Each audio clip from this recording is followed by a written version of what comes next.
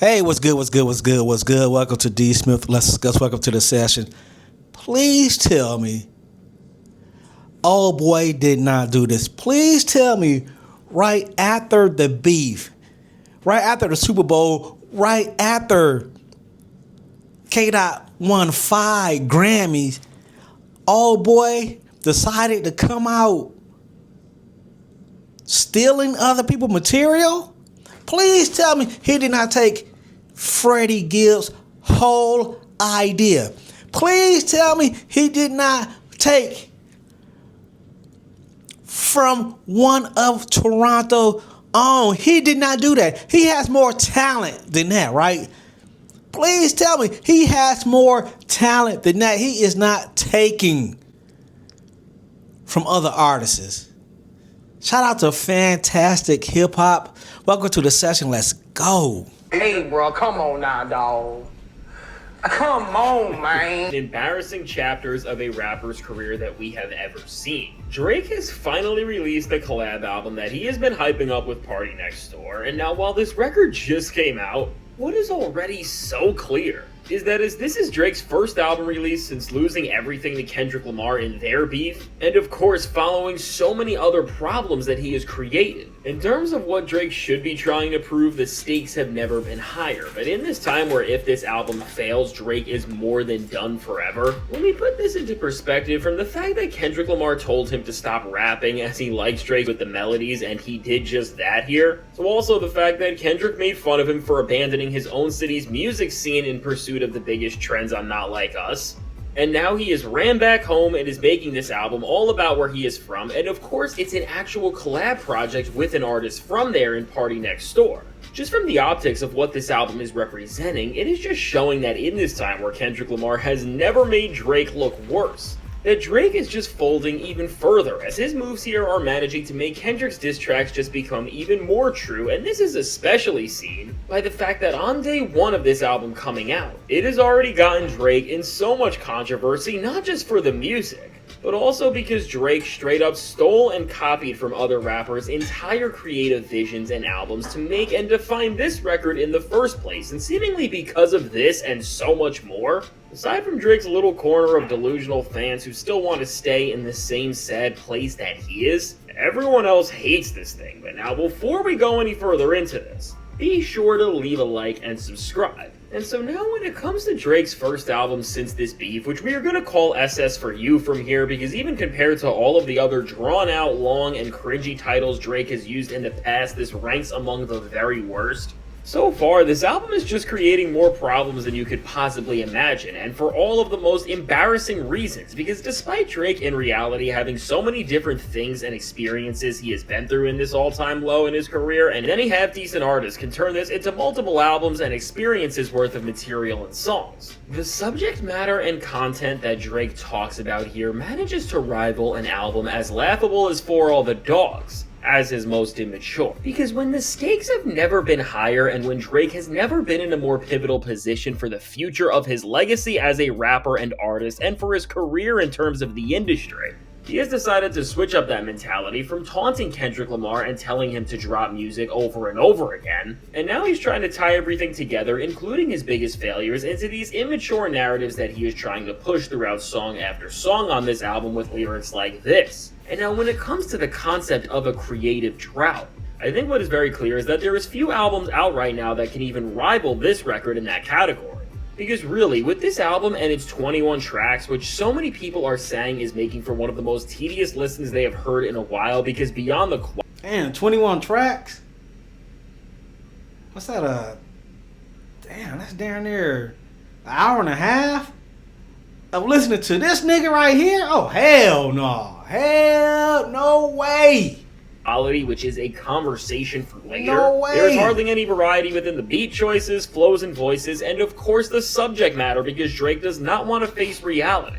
And now just putting into perspective how lazy this entire album seems to be, and ultimately how this album, just from existing, is making a song like Not Like Us and everything Kendrick Lamar said seem more true, comes down to the fact of what Drake did to release this album, which is truly disrespectful to hip-hop and really the entire music in our world. As really, before we go any further into the actual music on this thing, which really may be a favor considering the conversation around this album, right now so many hip-hop heads and people have realized that Drake is never coming back, and even despite the fact that now we have a new album from him, because he doesn't even respect the culture, his peers, or the craft of hip-hop enough to come up with original ideas. He is really in bigger trouble than we could have ever imagined. As from the branding and title of this album, which I think that's very important.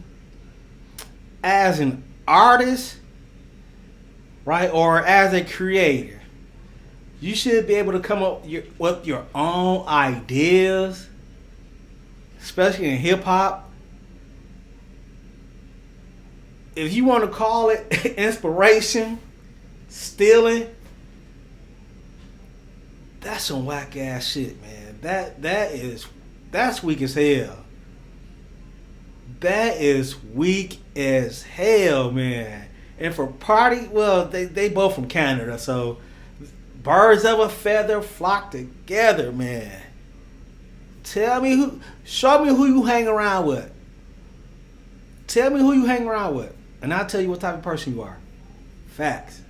riding with the initials of SSS, and that has all been over everything for Drake and Party, to the artwork they have been releasing, like the back cover, which is featuring bunnies, and even on the front cover of this album, which a smaller rapper is saying that OVO took from him without ever crediting him. Overall, with this new album from Drake and Party, it has been discovered that they stole the entire creative direction for this record from other artists, and specifically, with the Rabbits and the whole SSS moniker, they stole this from none other than one of the most respected MCs working today in Freddie Gibbs, as with his 2022 album sold separately. From the Rabbits, which are not just his signature trademark, but the album's mascot, to the SSS branding and title, which he made the entire slogan and concept of this record around. Wow. All in all, using these two same elements at the front of your record does not just happen by accident, and while Drake fans were trying to defend him and say that this indeed was the case, because in their eyes, and again, these people are not hip-hop fans, they are Drake fans. They are so superficial that they think Freddie is irrelevant and insignificant, and that because Drake is so big, you would have never even heard of the guy. The best part about this all is that after all of the questions around what actually happened here,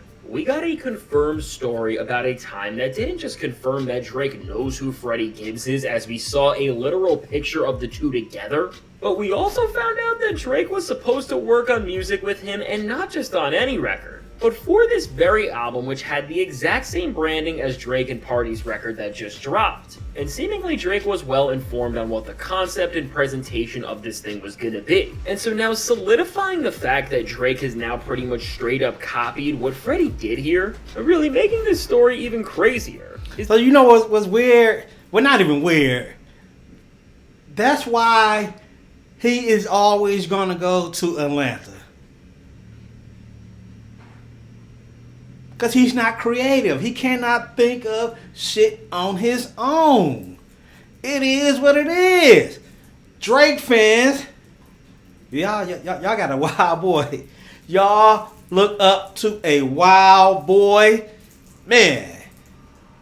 That Drake also was supposed to and agreed to be on a song for Freddie's project back then, and while Freddie sent him a record that was produced by Pharrell, and keep in mind this was before we knew that Drake was extending his beef with Pusha T to him, as nobody has ever said anything bad about Pharrell because he's one of the nicest guys in the music industry. And then of course Drake never did the song. When we look at this in its entirety with all of this, from the fact that Freddie has been mad that Drake stood him up, to now the fact that he knows that Drake made a conscious decision to make something so similar to his work. I mean, before we even get to the actual music here, it's no surprise why Drake did nothing to win anyone back with this record, and why it's already getting so much backlash. Because it's overall trying to stand up and create an aesthetic with another artist's vision. And I mean, if you wanted to try and give Drake the benefit of the doubt here even, as Drake is known for reaching into pockets of hip-hop and stealing other artists' sauce and then fronting it as their own to his fans, and especially he loves doing this with artists who are smaller than him, because with For All the Dogs and then Scary Hours 3, this is exactly what he did with all the Conductor Williams and Alchemist drumless production, as again,